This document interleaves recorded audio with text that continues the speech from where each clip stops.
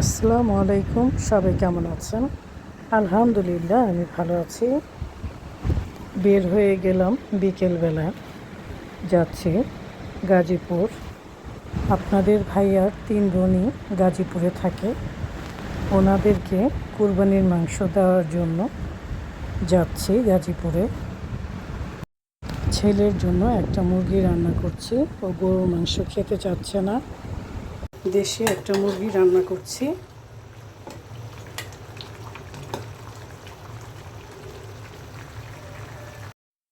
আজকাল আমার ছেলে মুরগিটা বেশি পছন্দ করে।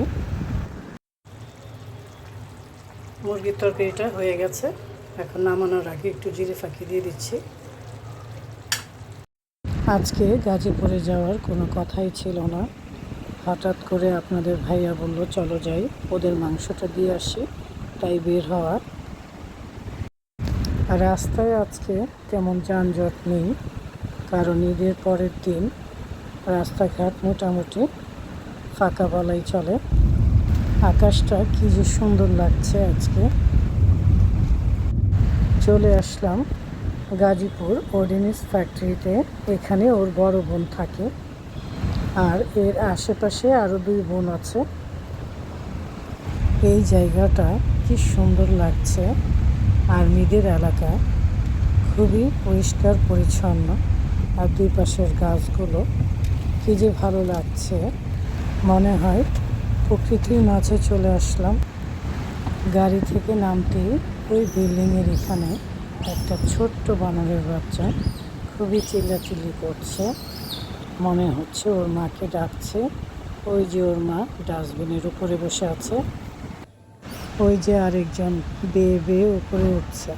এখানে আসলে এই দৃশ্যগুলো দেখতে ভালো লাগে। আসার সাথে সাথে বিকেলের নাস্তা রেডি।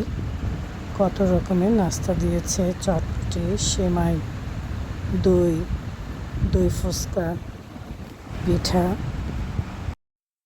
আপনাদের ভাইয়া তো খুব মজা করে খাচ্ছে আর বোনদের সাথে গল্প করছে। খাওয়া দাওয়ার পাশাপাশি ভাই বোনের আড্ডাটাও জমে গেছে। আমরা যখন সবাই একসাথে হই, কত রকমের গল্প যে শুরু করি। বড় আপার বাসায় আসলে খুবই ভালো লাগে। কিছুক্ষণ সময় কাটিয়ে চা নাস্তা খেয়ে এখন চলে যাচ্ছি।